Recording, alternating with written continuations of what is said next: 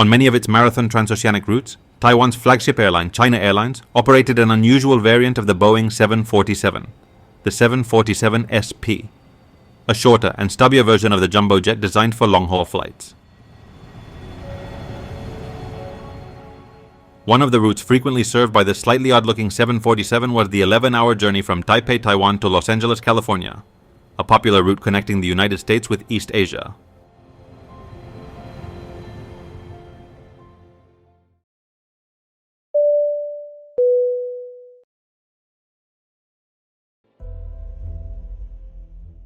February 19, 1985, Chiang Kai-shek International Airport, Taiwan.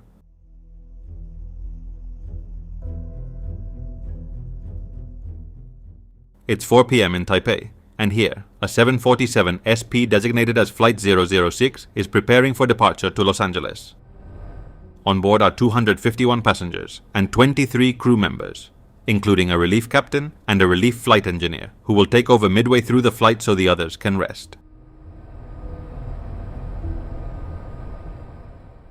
The Boeing 747 SP, or Special Performance, is a wide-body commercial aircraft, a modified version of its predecessor, the 747-100.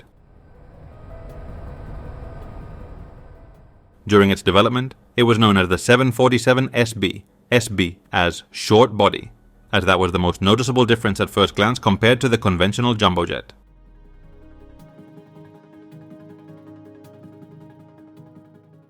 The idea behind the Boeing 747 SP came from a joint request by Pan Am and Iran Air, airlines looking for a high-capacity aircraft capable of covering Pan Am's routes between New York City and destinations in the Middle East.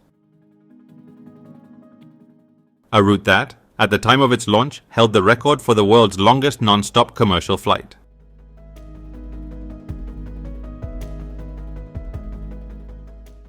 These kinds of routes not only required an aircraft with greater range than those available at the time, but also benefited from a slightly higher cruising speed. For example, on a 12,000-kilometer route, the difference between flying at 900 kilometers per hour and 970 kilometers per hour could mean arriving an hour earlier. The aircraft was offered to potential buyers in 1974, with the first unit delivered in 1976.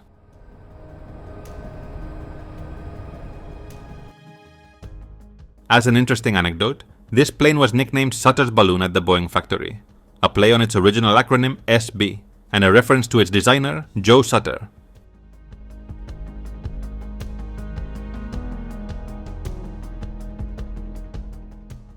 At the helm of Flight 006 was veteran captain Ho Min Yuan, accompanied by First Officer Chang Zhu-yue and flight engineer Wei Kuo-pin.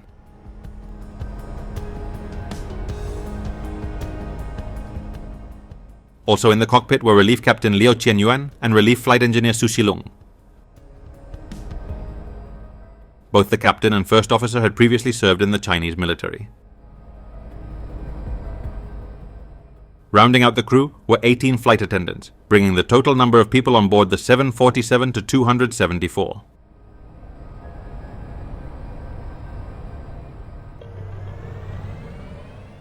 At 4:20 p.m., the aircraft began taxiing to the runway.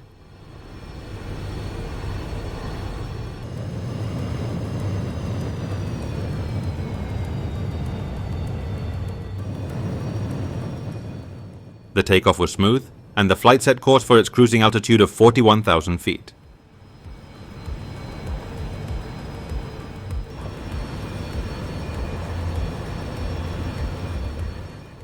After takeoff and climbing to level off at flight level 410, Captain Ho, First Officer Chang, and Flight Engineer Wei left the cockpit to rest for an extended period. They were replaced by Relief Captain Liao and Relief Flight Engineer Su, who were the only crew members required to operate the 747 during cruise, leaving the First Officer's seat vacant.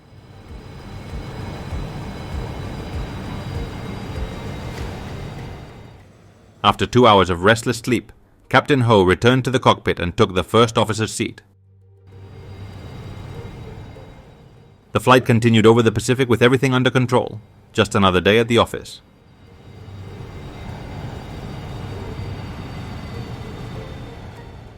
Three hours later, the main crew members were officially back on duty.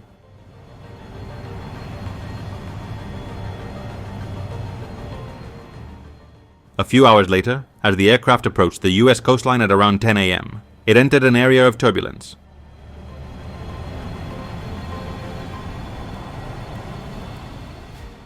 At 10:11 a.m., while Captain Ho attempted to accelerate through one of the turbulence pockets, engine number 4 became stuck at a position where it was producing about 2/3 of the power output of the other engines. Noticing the thrust discrepancy, Flight Engineer Wei moved the number 4 throttle lever back and forth, trying to free the engine, but its power output did not change.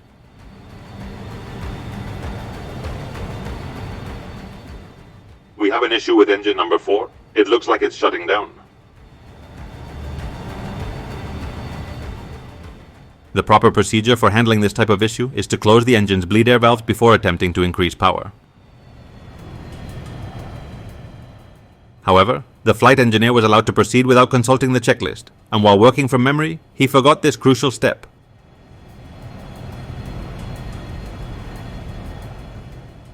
The reduced power output from engine number 4, located on the outer right wing, caused a slight rightward yaw. This happened because the greater thrust on the left wing made that side of the aircraft move faster through the air. As a result, the left wing generated more lift than the right wing, causing a slight but increasing right bank.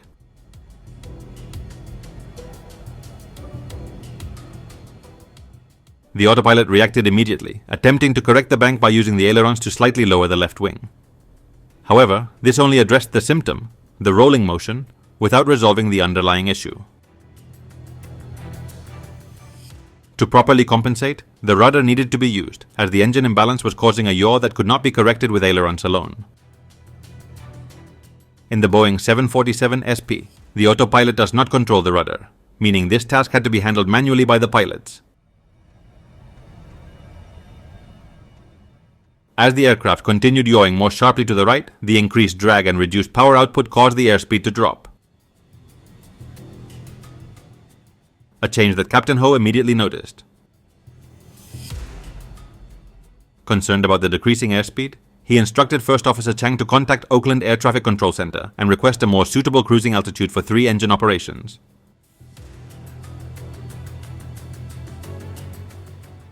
He then instructed Flight Engineer Wei to restart engine number 4. Despite procedures stating that above 30,000 feet, there is not enough air to sustain combustion.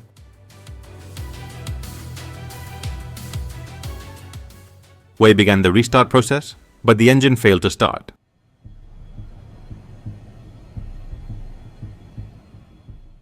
The yaw and rightward bank became more pronounced, forcing the autopilot to apply even larger left-wing down aileron inputs to keep the aircraft flying level.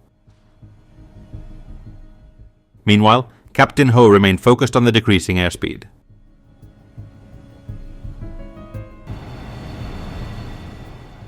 In an attempt to increase airspeed, he disengaged the automated performance management system, which had been coordinating with the autopilot to control the aircraft's pitch. He then manually applied a more pronounced nose-down input. However, this did not stop the deceleration.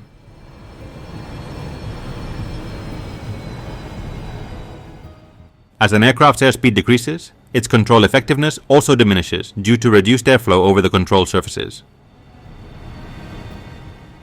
Consequently, the autopilot had to apply increasingly larger left-wing down aileron inputs to counteract the drag from engine number 4, which was pulling the plane to the right.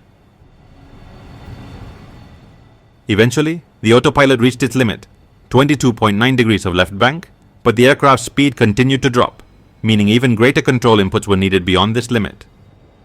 As a result, the aircraft began to roll slowly to the right. We're banking right.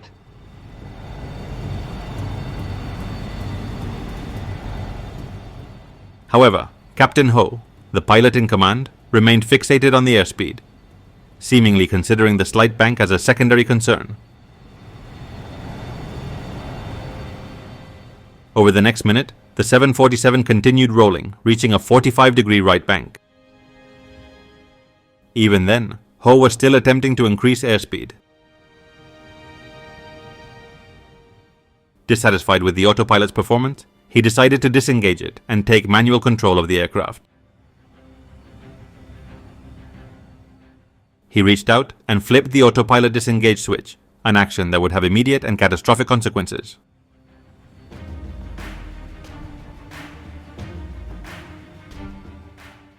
The moment Captain Ho disconnected the autopilot, it stopped applying the 22.9-degree left bank correction.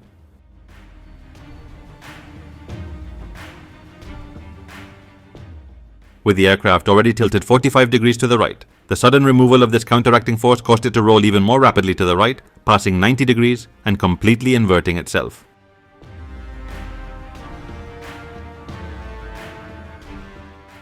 The 747 began losing altitude at an incredible rate, taking the pilots completely by surprise. In the chaos, neither the captain nor the first officer could grasp what was happening. During the engine troubleshooting process, the aircraft had flown into a cloud-covered area, completely losing visual reference to the horizon. As the 747 entered this extreme, uncontrolled maneuver, something none of the pilots had ever experienced before, they became deeply disoriented. First Officer Chung looked at his attitude indicators and couldn't believe what he was seeing. I think the attitude indicators are broken too.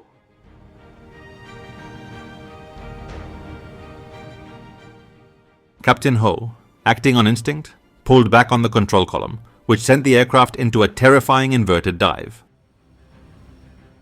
The massive G-forces crushed the passengers into their seats, while Flight Engineer Wei was pinned against the center console. In just 33 seconds, Flight 006 plummeted 10,000 feet, with the pilots desperately fighting to regain control. As the aircraft approached 30,000 feet, it miraculously leveled out and began climbing. But the intense vertical G-forces left both the pilots and passengers struggling for breath.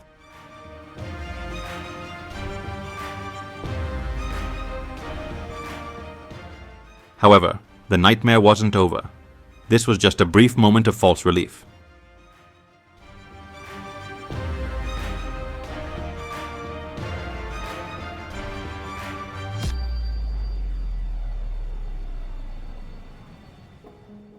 The aircraft rolled over once again, entering another unbelievable dive into the void.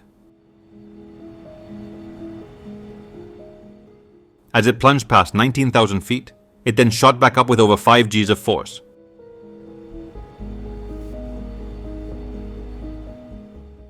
Only to dive once more, hurtling toward the ocean at terrifying speeds. At this point, the extreme stress of the violent maneuvers began tearing the aircraft apart. The G-forces ripped the main landing gear from its mounts, slamming it against the inside of the gear doors, tearing them off the aircraft. The horizontal stabilizers also suffered severe damage, shedding large sections as the plane continued to fall. Inside the aircraft, the auxiliary power unit, APU, broke loose from its mounts, crashing into a cabin wall.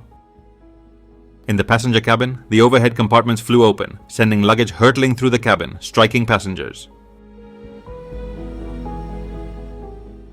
The 747 was literally breaking apart in midair.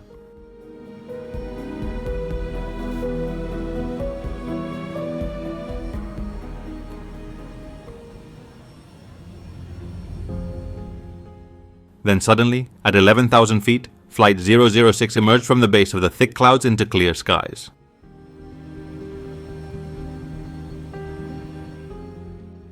As the Pacific Ocean rushed toward them, the pilots finally realized they could see the horizon, and within seconds, Captain Ho regained his bearings. He quickly leveled the aircraft, throttled up the engines, and, in a single masterful maneuver, pulled the jet out of its dive. After plunging 31,400 feet in less than 3 minutes, Flight 006 leveled out at just 9,600 feet, saving all 274 occupants from what seemed like certain death. In the cockpit, the atmosphere was a bizarre mix of confusion and relief. At first, it was clear that the pilots hadn't fully processed the gravity of the situation. Amazingly, their first request to air traffic control was for a higher altitude to continue toward Los Angeles, as if nothing had happened. However, as Flight 006 began climbing from 9,000 feet, Flight Engineer Wei discovered that the main landing gear was extended and locked, refusing to retract, and that hydraulic system number 1 had completely lost its fluid.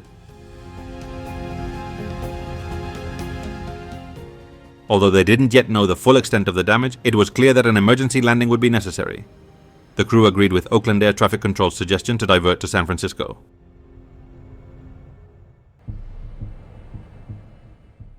Less than an hour later, China Airlines Flight 006 successfully landed at San Francisco International Airport, despite the severe damage to its elevators and other control surfaces.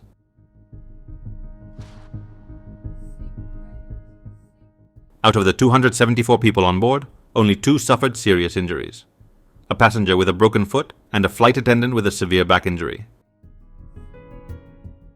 Another 24 passengers sustained minor injuries, but overall, they were incredibly lucky. The turbulence during the flight had kept most of them buckled in their seats when the incident occurred. The outcome was nothing short of miraculous, especially after seeing the state of the aircraft.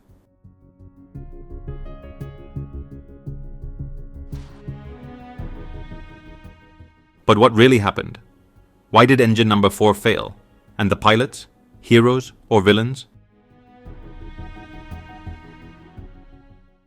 The investigation turned out to be more complicated than expected. Since the aircraft continued flying for a long time after the incident, the cockpit voice recorder had already overwritten the crucial moments of the accident, erasing the pilots' conversations during the loss of control. To understand how the crew lost control, investigators had to rely on the pilot's testimony and cross-check it with data from the flight data recorder. What they found was shocking. The pilot's interpretation of events was completely different from what had actually happened. All 3 pilots told the NTSB that when they lost control, their attitude indicators had failed, and that their 3 working engines had also lost power during the descent.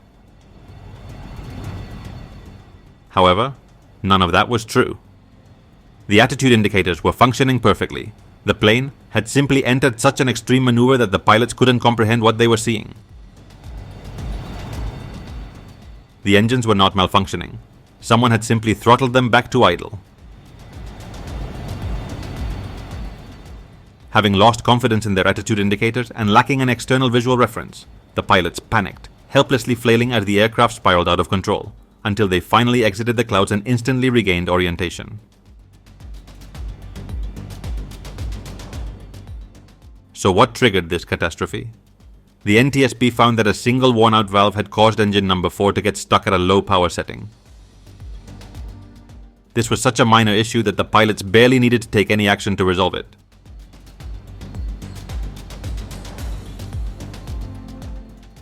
But how could such a small malfunction cause an experienced crew to lose control of their aircraft?